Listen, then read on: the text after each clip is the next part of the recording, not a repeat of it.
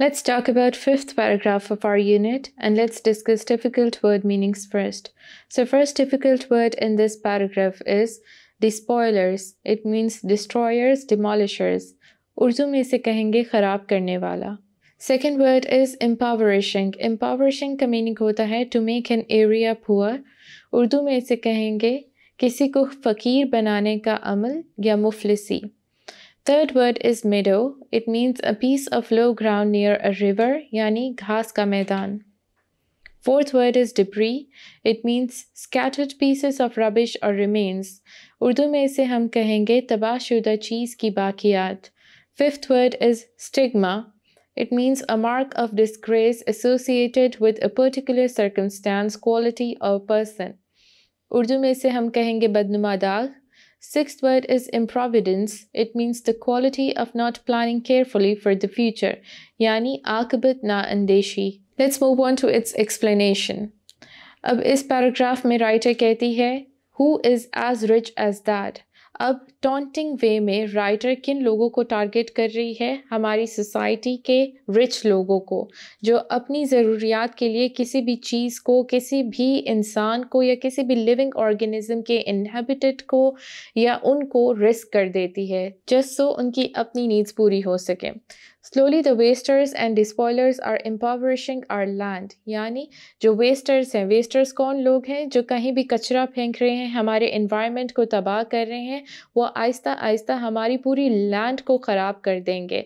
और वो टाइम दूर नहीं है कि हमारे पास ना कोई मेडो होगा, ना कोई वाटर बॉडी होगी, ना कोई हिल बचेगा, ना बीच होगा, ना फॉरेस्ट होगा, क्योंकि सब चीज़ें गल सड़ जाएंगी, तबाह हो जाएंगी अगर हम इसी तरीके से केयरलेसनेस शो करते रहे अपने प्लानिट की तरफ और इररिस्पॉन्सिबिलिटी शो करते रहे.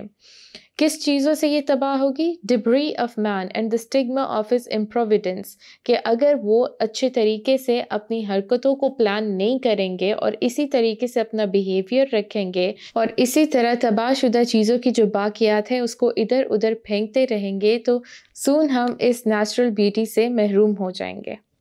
Let's move on to sixth paragraph and discuss difficult word meanings.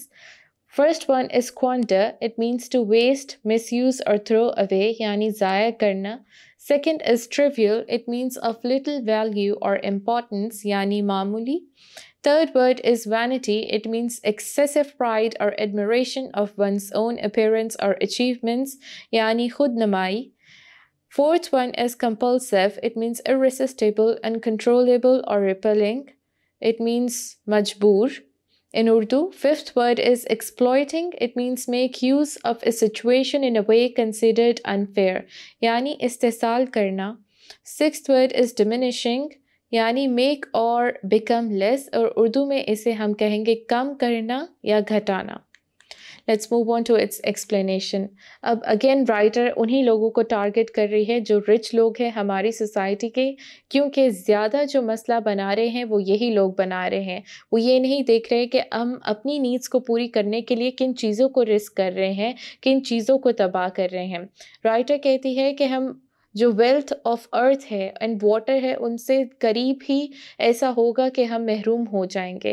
और जिन चीज़ों को हम नुकसान दे रहे हैं, जो लिविंग ऑर्गेनिजम्स हैं, जो हम जानवर हैं, उनके रहने की जगह तबाह कर रहे हैं. जस्ट तो हमें पेपर चाहिए, उसके लिए हमें वुड चाहिए and we are cutting trees. तो क्या हो रहा है कि उनके रहने की जगह ख़त्म हो रही है, उनकी लाइफ जो है वो इंडेंजर्ड हो रही है. And then we are disposing of chemicals in waters. इससे क्या हो रहा है, हम एक्वेटिक लाइफ को जो है वो रिस्क कर रहे हैं, इससे वो चीज़ें ख़त्म हो रही हैं. राइटर कहती है ये चीज़ें एंड पे रिवेंज लेगी क्योंकि हम इनकी प्रेजेंस को इस्तेहसाल कर रहे हैं और अपने फ्यूचर को भी तबाह कर रहे हैं जिसका हमें अंदाज़ा नहीं है. हम इन चीज़ों को सेक्रीफाइस कर रहे हैं, साथ साथ अपने इन्वायरमेंट को भी सेक्रीफाइस कर रहे हैं.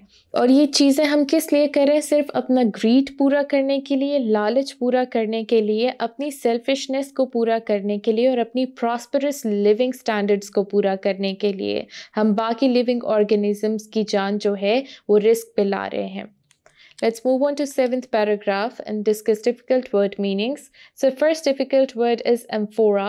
A tall ancient Greek or Roman jar or jug with 2 handles and a narrow neck.